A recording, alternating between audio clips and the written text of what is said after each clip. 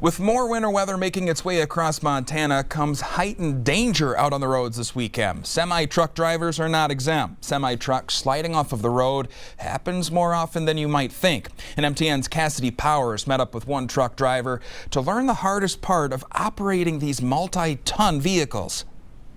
I'm currently in front of the spot where Wednesday afternoon an Amazon semi-truck slid off of I-90 and was stuck right there on that hill for hours. Which raises the question, how hard is it for semi-truck drivers to operate their vehicle in poor conditions? So let's go ask one.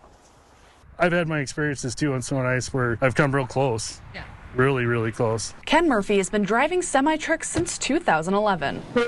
He tells me he's never been in an accident, but many of his buddies have. It's terrifying for him, for sure. It would be for anybody. A lot of the trucks locally here are 80,000 plus. Some of our trucks are well over 100,000 running around. Murphy tells me it's not easy controlling all that machinery, whether they're on the highway or just around town. It takes a special driver to get around locally here, for sure. According to Murphy, the hardest part of driving semis during a Montana winter, other people on the road. This valley's growing, and we got a lot of growth from people that have never had to drive in these conditions. So it can be terrifying, honestly, before you even have the wreck, and frustrating for a lot of the local delivery guys. Ted Jones, the Bozeman Division Maintenance Chief for the Montana Department of Transportation, agrees. But Jones says this can go for the truck drivers as well. Drivers that aren't familiar with driving in heavy snow states like Montana, they're just not used to driving in these kind of conditions. Because what Jones has been seeing? There's been multiple accidents, slide-offs, 18-wheelers that jackknife and stuff like that. Including this Amazon semi that slid off I-90 in Bozeman Wednesday afternoon. I've even seen events where they must be scared enough they park the units and walk away from them, and some companies have to come in with a backup driver. But Jones tells me so far this winter has been tame. MDT has been on top of road maintenance, working around the clock with their new snowplows over the last 3 weeks. But that doesn't always prevent accidents, which is why if you see a semi slipping and sliding, give them plenty of room. Don't drive in their blind spots. Don't cut them off if you're passing them.